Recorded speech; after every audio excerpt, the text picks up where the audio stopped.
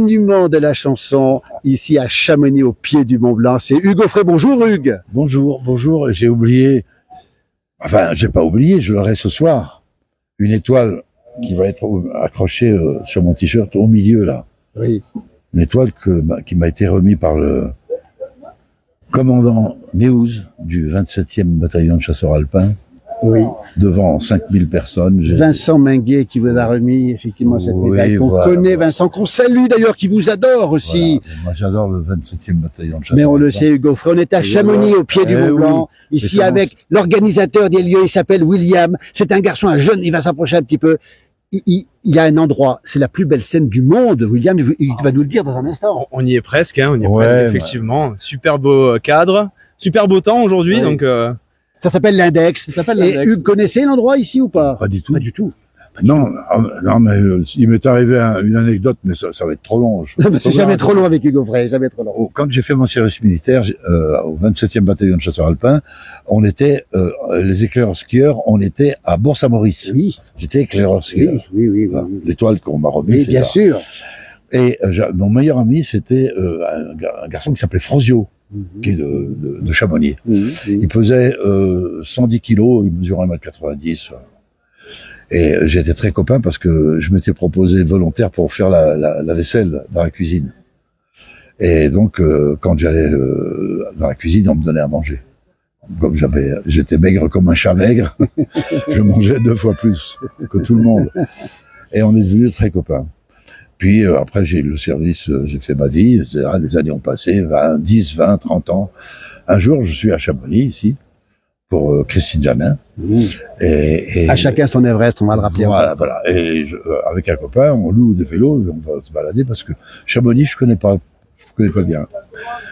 Et je roule, et puis je dis, tiens, je vais demander, je roule, puis je sors un petit peu de Chamonix, je viens vers des arbres, comme un peu ce genre de paysage.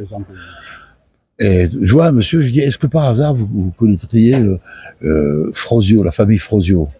Ah, il me dit, oui, c'est une famille de Chamonix, oui, je connais bien Frosio. Mais est-ce que vous avez connu un Frosio qui aurait, je lui dis, mon âge? Il a fait le service militaire. Il me dit, oui, je connais. Ah ben, j'aimerais bien le revoir. Et il me dit, écoutez, vous avez arrêté de votre bicyclette devant sa maison. Ça, c'est sa maison, la maison de la famille Frosio.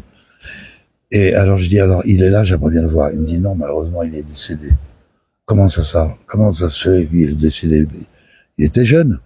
Eh bien, il a eu un accident de voiture. Il a été renversé, il était à vélo, renversé par une voiture. Et il est mort là, où vous êtes arrêté. Ah oui. Moi, j'ai dit quand même, le monde est extraordinaire. Oui. Je cherchais mon copain Frosio, je me suis arrêté devant sa maison et exactement à l'endroit où il est mort. Oui. Hugues Aufray, ce soir, vous allez chanter devant le Mont Blanc, ici, organisé par l'Index à Chamonix. Quelle belle scène! C'est peut-être la plus belle scène du monde que vous avez sous les yeux ce soir. C'est incontestablement une des plus belles. Moi, j'ai demandé s'il y avait quelqu'un qui pouvait me donner le nom des 3 ou 4 pics qui sont là devant. Personne n'a su. Ah, on peut les citer. On peut les citer, William. En pleine face, on a l'aiguille du Midi, le Mont Blanc, et puis les Drues. Donc on a toute la chaîne du massif. Les Drues, on les voit pas de la Seine. On les voit un petit peu là sur la gauche, ouais. Ah, bon. Sur la gauche. Ah, donc, et puis derrière la Seine, c'est l'Index du coup. Et avant qu'on se quitte, je dois vous dire que moi j'ai toujours eu une passion pour la montagne, mais que j'avais pas la forme physique pour faire ça. Malgré aux chasseurs, on a fait l'entraînement. Le premier entraînement, c'était le col du Saint-Bernard. Ah oui. J'ai cru mourir. Ah oui. Oui. Et donc, j'ai pas fait de l'alpinisme, mais j'adorais les grands alpinistes. Et mon idole, et c'est toujours mon idole, maintenant il est décédé, c'était Walter Bonatti. Walter Bonatti, évidemment, Voilà, Walter Bonatti qui a enchanté ma vie. D'abord parce qu'il a fait des choses, il avait un comportement extraordinaire, et puis qu'il a écrit des poèmes. C'est un poète. Hugues